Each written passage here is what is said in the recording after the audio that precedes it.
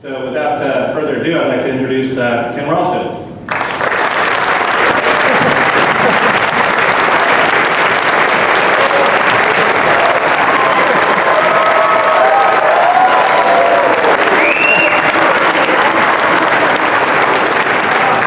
I've got a cheap date, I'm priced to move. That's the difference. Okay, game pitches. You now basically understand what the title is. This is me, internationally celebrated game designer. That's what I teach everybody to parrot like little animals when I introduce myself. Venerable, meaning old and dangerous. From the days of paper and pencil game, a game which you could not win and in which the great joy was to lose all the time and die and then be reborn as your clone. And then also Tales of the Arabian Nights, a board-telling, storytelling game. Then I did Morrowind and Oblivion and a number of other light single role-playing classics. And Amalur Reckoning for big, huge games.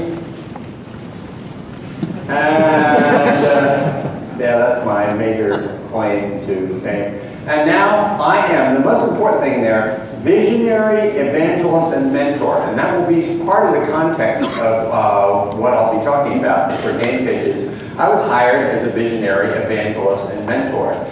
You want that job, I assure you, it's going to be very hard to get. It'll take a long time. But essentially, it means I get to do a lot of teaching and selling. And also, the visionary part, really hard to express, but basically it's the guys who get people to go into the wilderness without enough food and water and not mention to them that they might die. It's like crusades and pilgrimages and things like that, very glorious, and just don't forget, a lot of the time people don't come back. I'm from one of the 7 age of dudes. I think I'm a righteous old dude at this point. I've been around in the game industry for about 30 years. I entered paper and pencil gaming in my 30s. I entered computer gaming in my 40s, so it's never too late to make a mistake on this scale. The one thing I want to do is a caveat. I am two kinds of internationally celebrated game designers. Mostly, I'm a narrative designer. I don't do the numbers and stuff like that. I can't do math. I can't tell you how long I've been married. Too complicated for me. And role-playing game designer, that means I design the games that are narrative in their core in every way, and also far too big for anybody here to even think about working in. Is there anybody here working in a role-playing game development program now? Okay, pardon me, that's a tiny number because it's just impossible. It costs way too much money, but nonetheless, my knowledge will kind of communicate to you in some way, but your mileage may vary. Okay, the roadmap. I want you to understand that I am a responsible linear storyteller, so I'm going to give you a linear story to tell. The first act, essentially, is a 2-act nightmare. It's about game pitches and how, as a mentor, evangelist, and visionary, I was using game pitches as a way to incubate new projects and also new people and new design flavors at Turbine and Warner Brothers. And then the second half will be about what I discovered about what I didn't know when I started teaching. That's always very exciting. I made shit up. I was hired to do something that nobody had done before, and I made it up. And then I'll give you an idea of what it was like before I learned anything at the beginning of 18 months, and then I'll give you an idea of what happens when you actually find out what you're doing. Then I'll talk about a few models to give you some illustrating examples of these vast abstractions that I'll be talking about. And then I'm going to talk about something at the end called for closet dramas. Because one of the problems is that I've told you that I'm a linear designer and reliable, but I'm also going to have landmarks scattered through here. And that's to remind you that I'm totally irresponsible. I will not tell a linear story. It's like in Morrowind and Oblivion. You have a main quest, but I promise you that's not important. What's important is what you see off way in the distance, and that also that expresses the complexity of the package that the simplicity never does. The simplicity makes you feel confident that you know what you're going to do and you're going to get to the end of your path, probably not dead. That's not a visionary pilgrimage type thing. But the landmarks, again, that one is supposed to be off the edge of this line, is a reminder that it ends in tragedy sometimes. So part of my job is you're supposed to hear what I'm telling you, but you're also supposed to look at what I'm doing more than what I'm telling you, because I'm trying to give you, exteriorize some of my thought process and how I go about making my visionary efforts and my tragic mistakes and how they kind of get integrated into growth and development.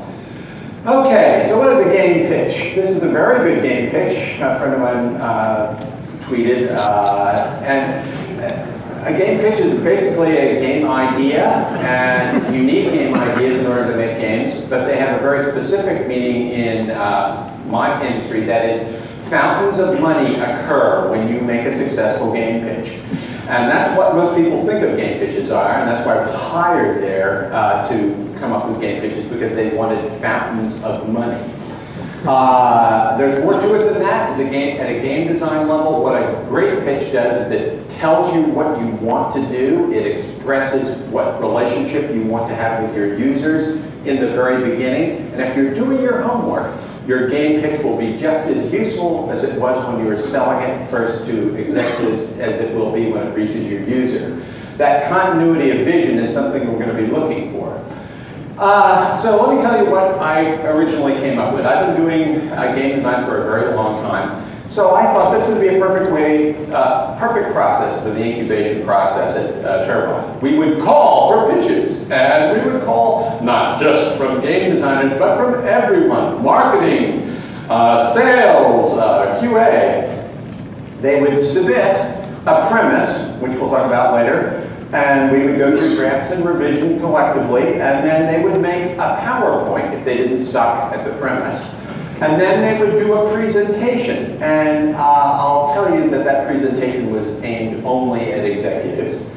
And that we would make a review. We'd say which things are good, which things are bad, and then we would decide what we're going to begin to go into pre-production on. So that would be the whole process in theory. Make up some pitches, make sure they don't suck in one document, make sure they don't suck in a larger document, present that using those two documents, and then start to make games.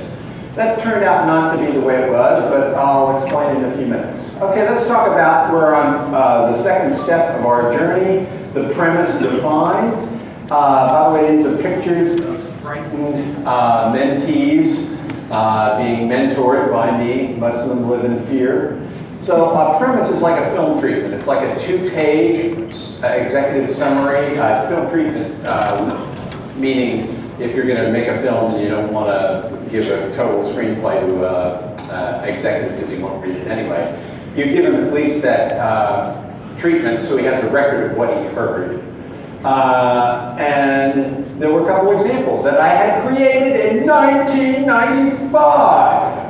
The very first computer game company I went to, I said, okay, where's the thing like a screenplay that I do in order to start the games? And they looked at me gap-jawed with indifference and confusion because there was no, and still is no, accepted format to start a game in. So I just invented one on the spot 20 years ago before I knew what I was doing. These are the things that I used just these last 2 to 3 years because since nobody has a better shared format, I decided I would try that. I have two examples here. These were written in 1995. They have various structural units, which I'll go over in a little more detail.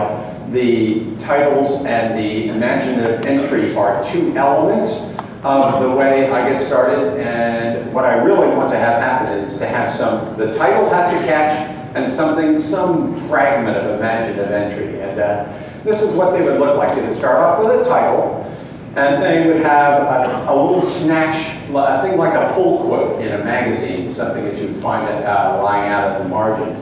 And then I give you a high concept, something you usually hear, you know, like, let's see, give me a name of a MOBA. League of Legends meets Harry met Sally or whatever. Something like that. So whatever it is, it's a high concept. No matter how inconceivable it is, that's the simple way you would start it.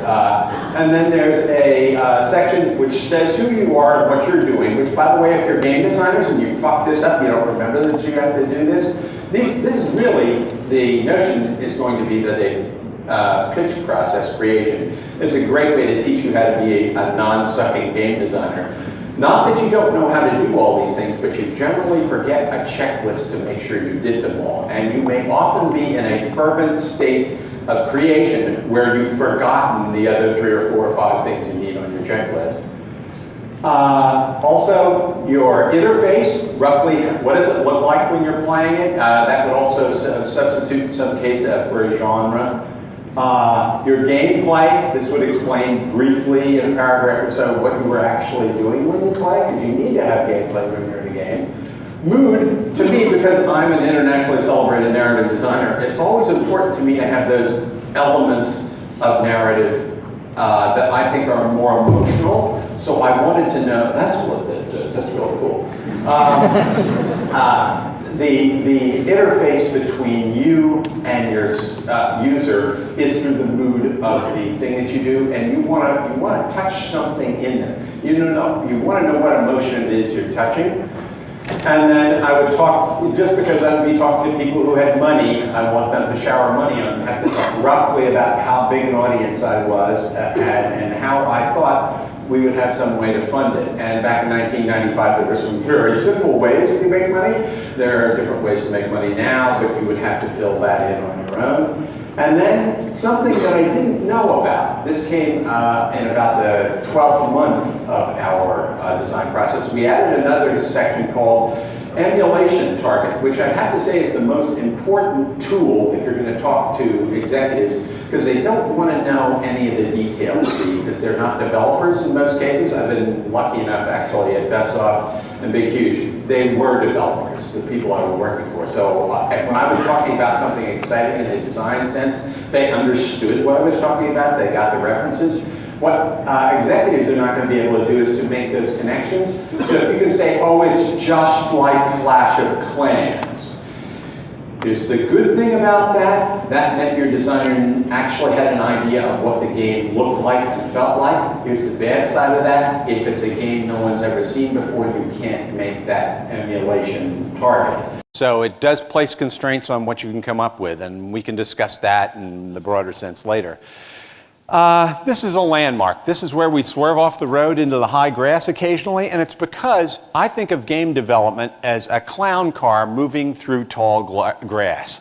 So far I've tried to express in some way how deliberate and intelligent it is. What it really is very, very creative people, very highly energized to go somewhere in a big hurry, and there's just no way to know where they're going. They're going to go very, very fast, and there's accidents are very likely, so cheerfulness is really the most important feature of a game developer.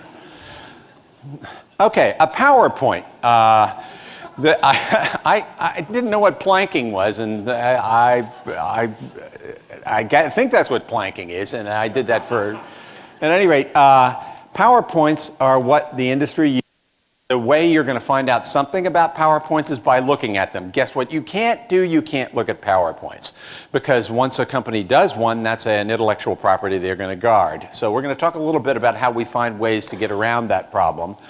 You're going to study the existing ones when you can find them.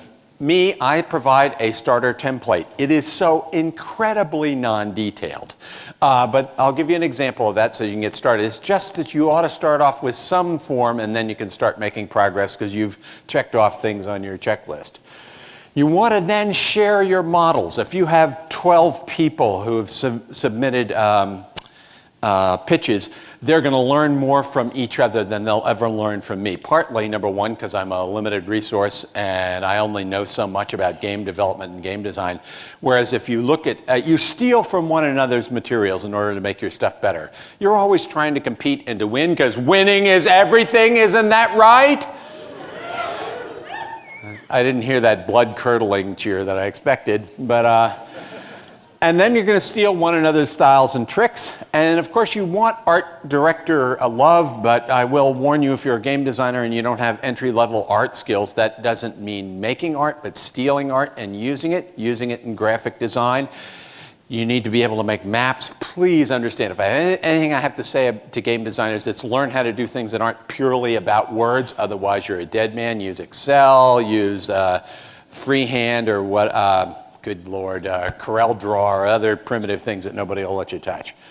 And the odd thing is I found, often in marketing, because they're used to PowerPoints, they wanted to start with a PowerPoint and not with a premise.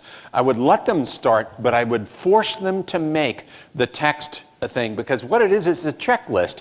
They had to do the logical deconstruction of what they wanted to do. They only had lust, they didn't have understanding, and the only way I could prove to them they didn't have understanding is say, you can't fill out a premise.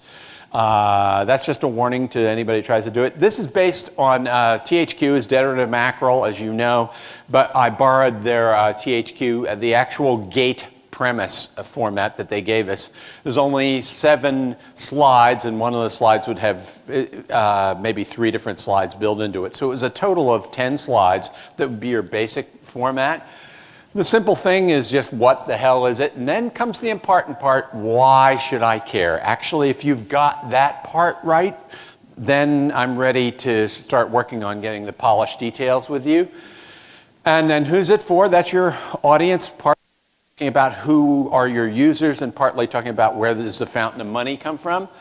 Your feature set, bullet points. Bullet points, those of you who love words don't love paragraphs, should stop loving paragraphs, because one of the things that people don't like when they're executives, or in fact if they're engineers or anybody that's used to technical documents, they want to know what's important, and if they're confused what that thing is, what it means, they'll ask you. So you want to build that document to elicit questions, not to answer them. Because if they answer the questions, they'll have lost the will to read, or to live, much less.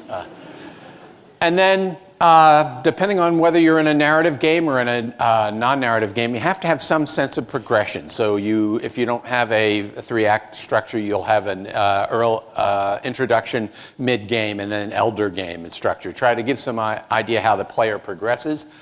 And then you want to have pictures. And for me, by the way, if you've got an artist to do some concept drawing, that's fine, but I steal my concept art. I steal it from trailers, from movies. I steal it from magazines. I steal it from book covers, wherever I need it. So that's essentially all the simple slide template that they were given. And then we made a call for pitches, and the process began.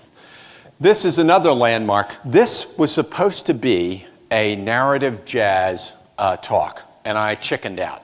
But what I was going to do is I was going to put a red ukulele here and never reference it until somewhere in the middle of the thing. And that was to be a physical representation of how something can be presented in the background. It becomes part of your narrative. You want to know what happens with that. It can be symbolic in some way. It'll be theatrical because everybody sees Jesus is red. It's saying something to me. It's got to be important. And it's all by itself. It's very distracting. And this is going to be an illustration of one aspect. My product creation pitch concept is I always design 400% of the content, and then I throw away and archive 350%. This is one of the pieces that gets archived for development for a future thing. So number one, I've foreshadowed my future development. You'll have something, if I come back, you'll want to know where's the ukulele, where's the red ukulele. But also, that surviving 50%, you want to turn it into 100% awesome. By that point, you know the 50% that doesn't suck, and you want to make everything like that 50%. Moving back to our structure, we've gone to point 4. What we discovered when we were looking for wisdom and truth, and they were unanticipated lessons and benefits because ignorance has that virtue. When you start doing something in ignorance, you will eventually learn something, and it's always exciting, sometimes blood producing. But when you're in the wilderness and starving to death, you learn very quickly. You focus on water, you focus on food and not roasting. One of the great things that we did by accident, never imagined doing it, we were going to present to our executives. But then we said, hey, we've got these really cool PowerPoints. They're awesome. Why don't we gather everybody in the company in a room like this and have a Sundance Film Festival of pitches?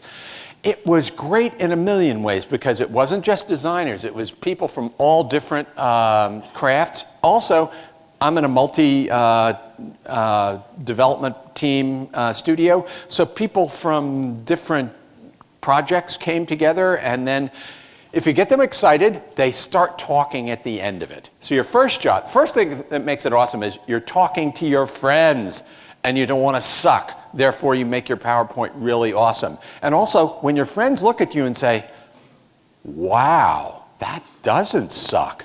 I could play that game. Or you say, oh, that's stupid. You couldn't possibly do that. Or let me translate that. That's too visionary. We never could make that. That's too innovative. That's a dead end. But it was great. That was the way we engaged designers and programmers and marketing weasels. Everybody wanted to get involved. So that public display of the studio mission at a top level, if you're managing companies or something like that, that is a really powerful morale thing. I hated and despised our studio executive because he kept talking about how good this would be for morale. And then later I had to say, oh yeah, you were so totally right. This is not just an artistic thing. This is about understanding what your people do, and it's giving people a chance to do something creative. How many people get to get a game made? Very few, but a lot of people got to give their idea and have it presented to people. That was totally awesome. We originally, this is at the technical level of what an idiot am I and how I learned. I originally thought we were just talking about 2 documents because I love documents. I'm a narrative designer. I'm really a writer, no more than a writer. So I love documents, but that's not what it was. What it really is I had forgotten somehow that I used to believe when I was a kid, and what my students, when I was teaching high school, all believed that literature equaled the text. That the book that you read, Rebecca of Sunnybrook Farm, that had to be exactly written the way it was. The Game of Thrones books, they had to be that way. It never occurred to them that the author was making choices. So the important thing to realize, which I learned back in college from Louise Rosenblatt, is that literature is the sum of the text and the reader. It's the response of the reader that makes literature, and if you forget about that, you are a dead man. So I did that when I was trying to put together your idea of game pitches. So my new evolved and enlightened concept is that it's about the premise and the PowerPoint, but the important thing about the premise and the PowerPoint is that they generated frequently asked questions. You would step in, you'd do a 5-minute presentation to an executive, and then the thing that we didn't know was important happened. The executives would ask questions, and then we would look at one another and say, holy shit, that's what everything was about, because the executive was telling you what he wanted to hear, not what you wanted to tell him, and that was the most important thing that you could possibly do. So if all of our, we build into our process a dry runs where we did presentations for hostile audiences, that is trained hostile audiences, your friends who are trained to be rudely and adorably mean to you. And that generated, oh, holy shit, if I don't have the answer to that question, this game sucks. Oh yeah, I need to know that. And you make this list. And then what that does is it allows the presenter to go in, deliver for 5 minutes, and then wait patiently, like this. Like you're challenging the executive to ask a question. And he asks a question, and if you answer it in such a way that you stuff it, man, he doesn't have the will to resist. And then he says, well, what about this other thing? And it's always a little more tentative, because if he doesn't score with the first question, he's going to go a little slightly. If you get through 3 questions and every one of your answers that you know what the hell you're doing, he no longer has, he has the moral and emotional will to resist. But at that point, you've at least gotten across the sill. Now, one thing I want to suggest about how this works is we discovered that there's a certain container capacity that PowerPoint should only contain 1% of what your product is about, and the executive capacity is only about 1% of what your total project is. And the new user capacity, this is the thing we didn't understand. They say, yeah, if I can't explain it to a user simply, then it's not a very good idea. Has to be in that one small footprint, 1%. And the trick is, the visionary genius has to be prepared for when questions are asked to act as though he knows 450% of everything. And by the way, that means you have to set yourself to a very high standard of having done your homework. You do not peacock that in front of your audience when you present it. You don't try to show that you're extremely smart. You let them be smart. You show them something that's intriguing and let them demonstrate their intelligence, and then you stuff their intelligence right down their throats with power because you've done your homework. By the way, hand waving right now, how hard that is to do. Everything I do here is hand waving how hard it is. But I'm just trying to give you a really simple idea that you can imagine. So what you really need to understand is that the presentation is just a way to get executive questions. Ideally, it's also a way to get user questions. When you present it to a whole studio, the questions you'll get will be different questions than you get from an executive. Very often they'll be user and developer directed and useful at that level. And then you want to reveal your depth of genius and project your project mastery. And then 3 great spontaneous answers, that's the goal you want to win. You want to have three strikes and move to the next level. So in a more enlightened sense, what you should also realize is it should recapitulate the entire evolution of your project.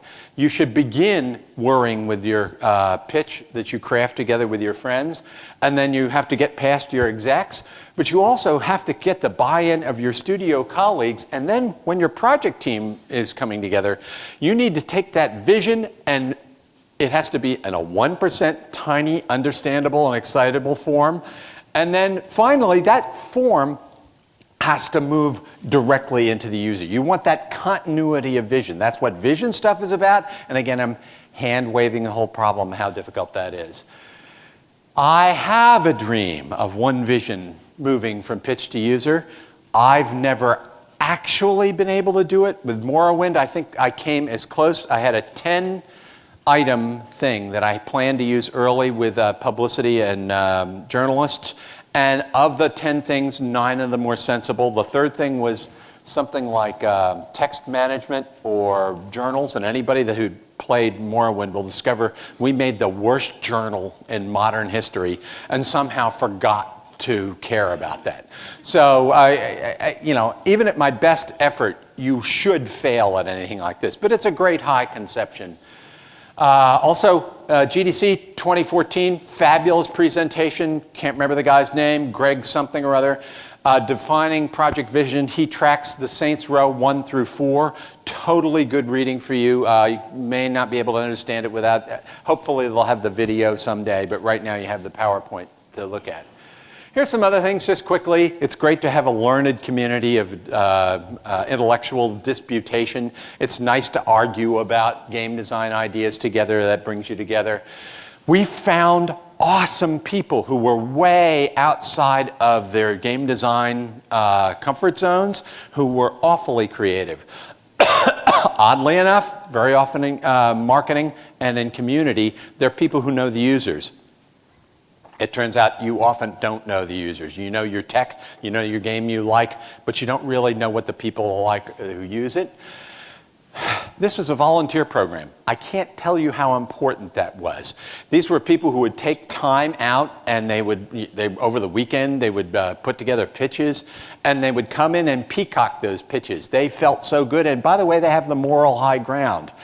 They're not working for money, therefore you can kind of trust them in a meaningful way. There was a lot of innovation, and I want to tell you that that's not a good idea when you have executives involved. And it may be not a good idea when you have users involved, because people like what they're used to. And I'm not abusing executives in a solitary way. I'm abusing all of us. We want to see what we're familiar with. So what I've replaced that with as a political gesture, having studied how the Republican Party learns how to handle management, you can argue about innovation, but nobody can argue that whether they want freshness or not.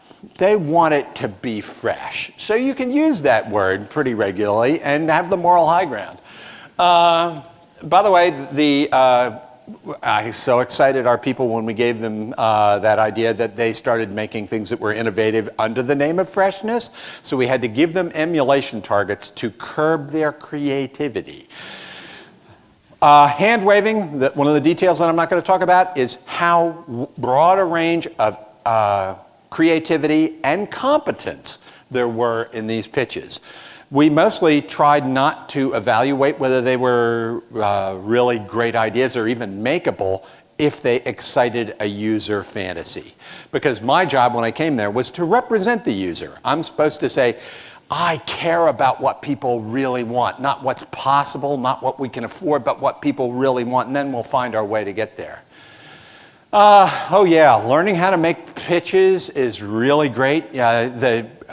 Just recently we had a guy who brought me his first pitch 2 weeks ago, went through the dry run process, and by the time he ended, he went from a place where he would just like not at all good, and then when he stood in front of the executives, he just says, you know, I'm really scared, you know, and he was so at ease with that. And he was so winning that he charmed everybody in the room.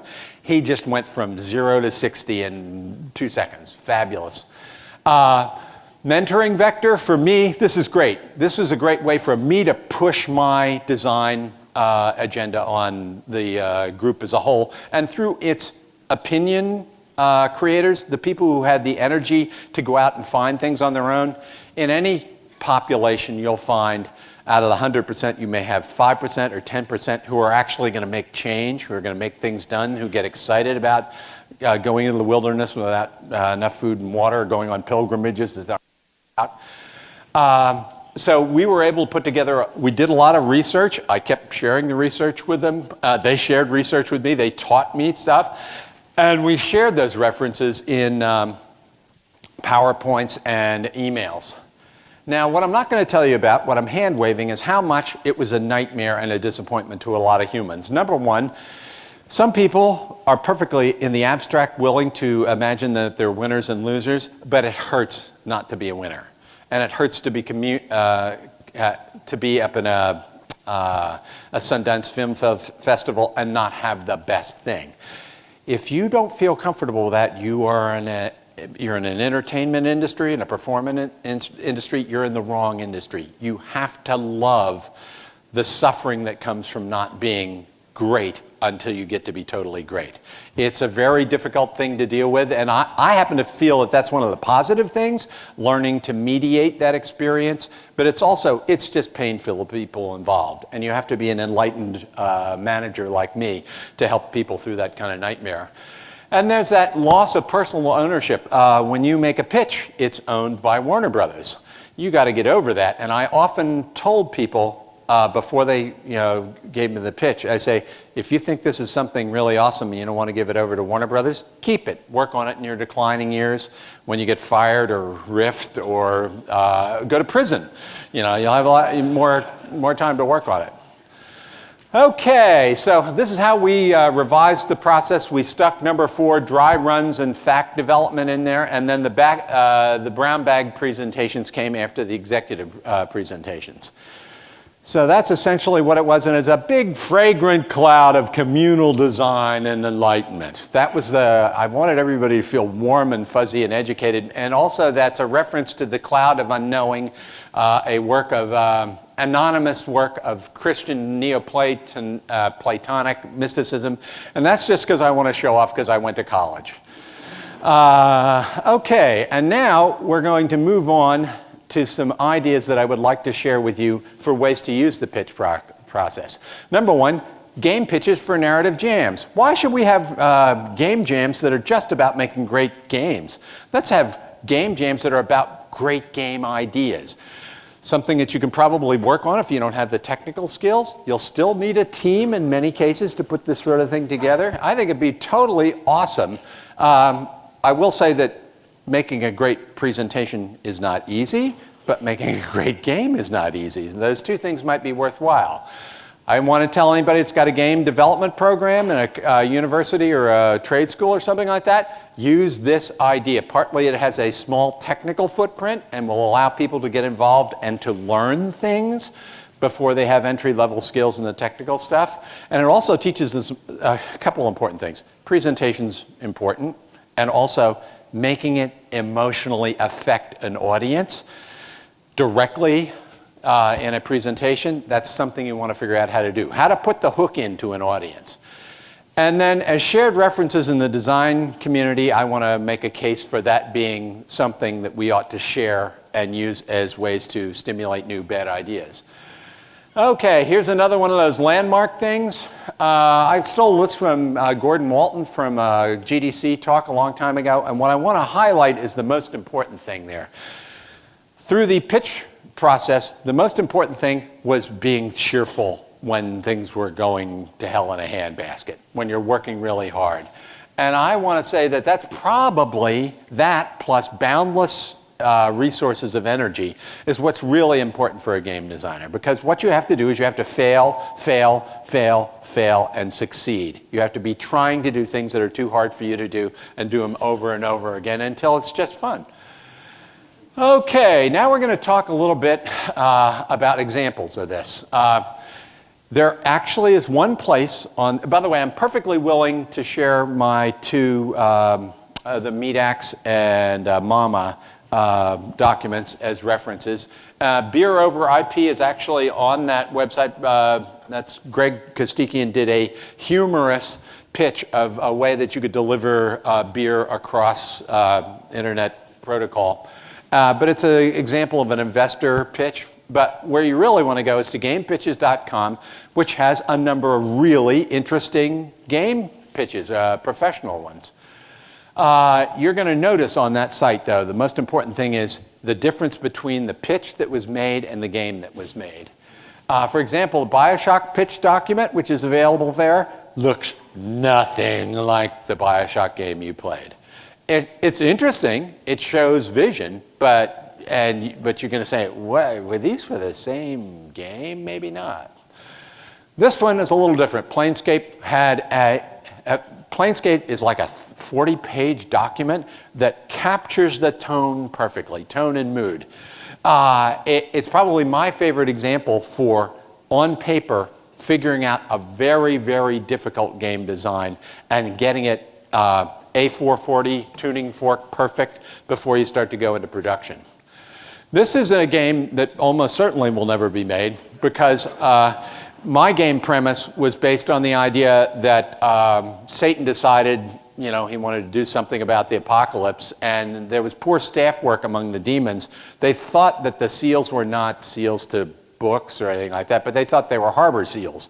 So they invented 7 giant seals who float on lambent columns of light that cause destruction. I just love that illustration. To me, that, yeah, if it had a little red on it, you know, that'd be just right. An example, this is from my private things. Before Kingdoms of Amalur was made, a game, Ascendant, was imagined. And I'll give you the first 4 or 5 slides of something that I used very early on to say this is roughly what the game would be like.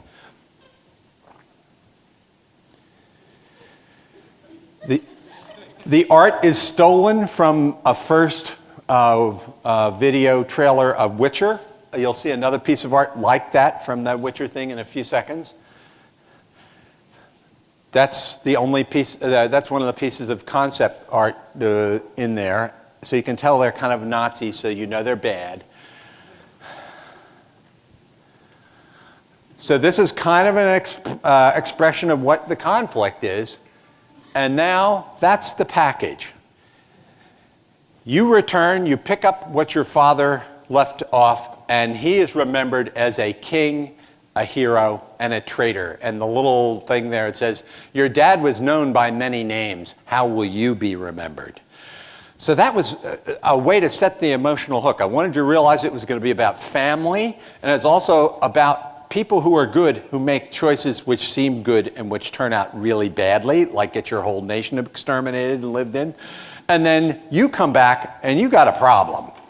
Your dad's screwed up totally. You're going to have to do something completely different. Your reputation at the beginning of the game will be bad, and it will have to ameliorate in some way as it persists.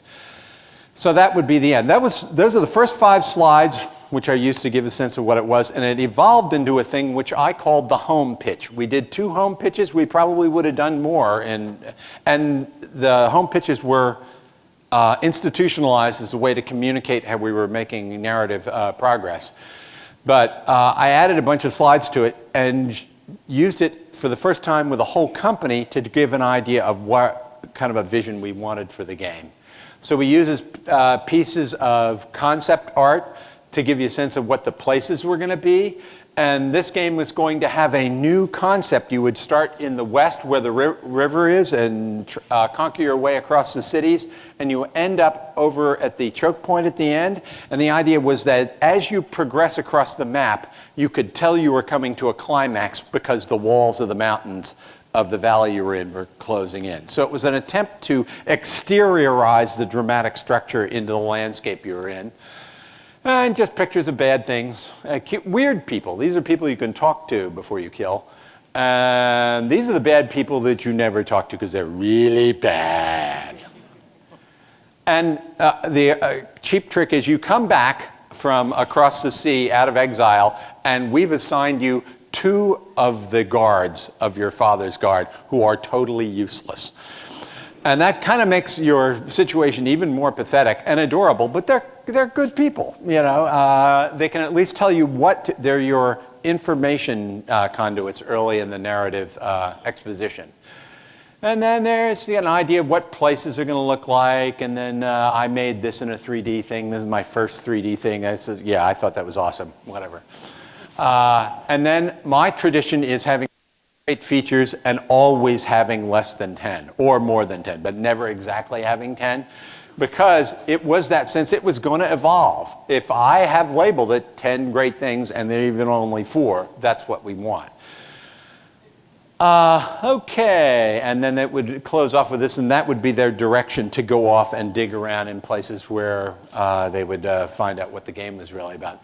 This is trying to figure out a better way to do this in modern times. Is just messing with this. I would start off with this slide, and then I would put its context in a single slide. That could compress that whole idea, the first 3 or 4 slides. So as a writer, you should always be thinking about ways that you could use compression, because time is money and focusing. Okay, it's an internal thing, turned it into a home pitch, funked as a primer.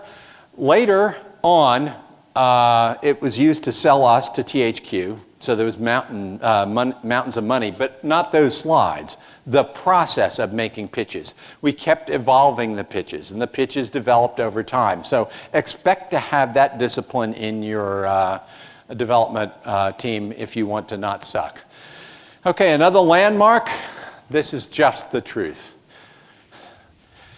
I'm being sane. I'm talking to you sane. What's really important is for you to be crazy. If you are not crazy, you cannot get started as an artist. I don't know how you get crazy. Everybody's going to have their own way. Sometimes it's in the solitude of your own room. Sometimes it's talking to other people. Some it's holding forth in large crowds and showing pictures at them. But you need to have a picture like that somewhere in your folder structure that you can go back to remind you that you're not crazy enough to do work yet. Okay, now we're going to talk a little bit about closet dramas. The child within yearns to express itself. Me, even, I've gotten to do so many things. I have no reason to complain. You know, I've been so happy with the games that I've made in every way. But nonetheless, I'm not content. I want something more. St. Ken wants to trick some massive multi-billion-dollar AAA RPG development studio into indulging my artistic impulses. Perfectly safe. and almost certainly disastrous and self-destructive crusade. This is not going to happen. It may have occurred to you that no company is going to find that an attractive pitch, but that's what this child inside is crying for. Frank Zappa, the present-day artist refuses to die. I feel that way. And what this is all about that I'm going to talk about, these are going to be some palimpsests or whatever, the thing I'm looking for. People ask me, what is my dream game? And I'm ashamed that I can't answer that question. It never would occur to me to have a dream game. It's stupid in this industry where you know having a dream game, you'd need to have an infinite amount of money and everybody who was smart. And having all those people who are smart is even harder than the money because you need to know them all and you need to trick them into doing what you want. Going into the wilderness, no, just remember how hard that is. Also, I discovered something called a closet drama. It's a drama that is written but never intended to be performed. And it might be never be performed because it would be too expensive to make the sets, but it also could be just because it's too dreary and soul-crushing for anybody to deliberately want to pay money to see. Another thing I was looking for is a concept of an architectural folly, and the thing in the Wikipedia thing, it has no purpose other than as an ornament, eccentric in design, and fakery. There's a high level of irony in my lust here. And also, nullus predii, the Latin phrase for no commercial potential. I deliberately want to strain against the bonds of commercialism. And I love this little quote from the album. What freaks sound like when you turn them loose in a recording studio at 1 o'clock in the morning on $500 worth of rented percussion instruments. That sounds awesome. So this is going to be my presentation for you. This is no speech. This is just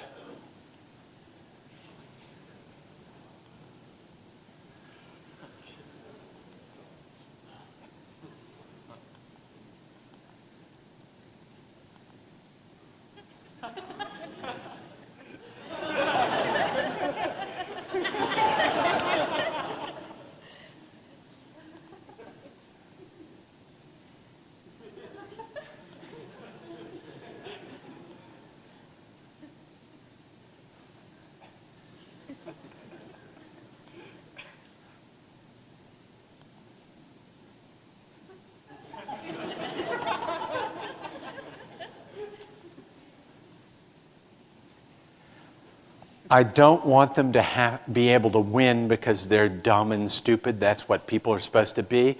But I want them somehow at the end each to have their redeeming recognition that they're bad. And my ideal villain is an Othello-like villain who's got great style and who knows that he's screwed up.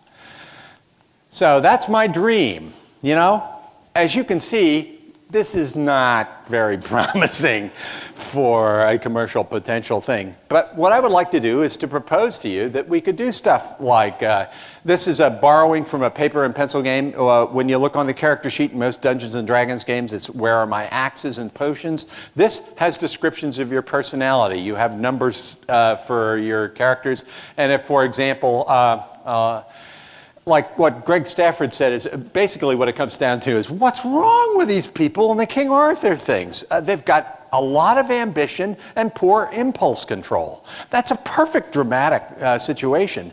And in both Game of Thrones and King Arthur, you have lots and lots of people on the same stage with terrible desire to do the right thing and sometimes the wrong thing, but they want to do things, but they also have terrible, terrible judgment.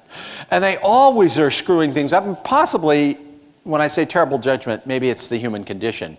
Maybe you can't but fail. But in that case, I think that's very dramatic. Passions are about what we do that we do not control, but which controls us. And this is just an example of the different kinds of outcomes that you could do. If you had a stat-driven thing and you really had a critical success with, you test your lustful trait. Are you really lustful? And you see Guinevere and you say, awesome! Oh, that's the wife of my king. Oh, but I'll do anything for her. And anytime you say I'm going to do anything for a woman, you know that's going to generate drama. On the other hand, it'd be really cool if you were a female and you fumble and you say you're really suspicious of Guinevere, that might give you a power that nobody else in King Arthur's kingdom has. There's some other examples of ways you can go about doing. Witcher gives you feedback before you make your choice, gives you some kind of idea, tells you when you've made an important choice and gives you some feedback on it. Also, Witcher 2, I think they do a lot of dramatic branching at death, which is awesome. The guy's either dead and therefore doesn't have any downstream handling, or he's alive and he appears in a single episode, and all he does is he adds a convenience, like he holds the ladder for you when you go up someplace, or he takes an arrow or something in the knee. Walking Dead does another one. This false branching stuff brought to the highest level of artistic elegance, and I'm not going to let you read that. Forget it. But at the end of the day, I want to start off an HBO thing like this, where you don't know. You don't know. Are they the good guys? Are they going to be the bad guys? I would love to tell that story where you start out, if you got somebody you're sympathetic, don't kill them off in the first scene. Find a way to keep them alive. Totally not possible, practically speaking, but it is my job to get you and myself to keep struggling with that as best I can.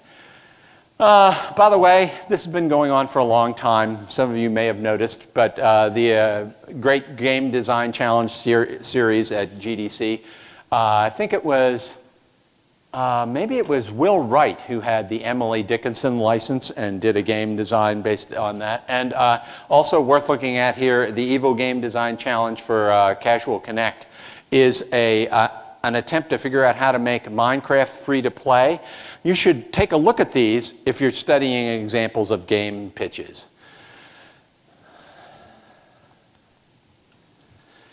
This is my closing exhortation to you. F is not for failure. F is for fun. Move forward. And oh, I so love this. I stole this from a silent movie. This is so cute. Isn't this adorable? I'm going to climb the ladder of courage where there's no food and water. And this is the one thing, the only thing I can tell you that's true. This is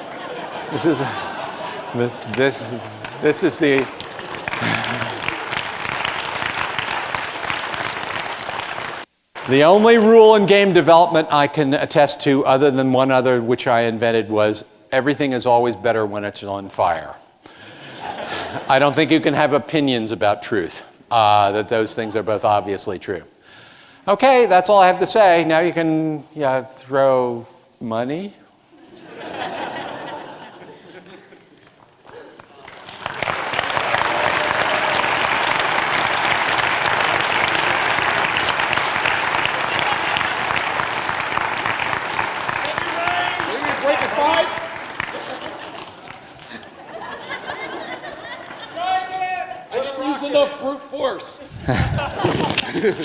I did say I was priced to move.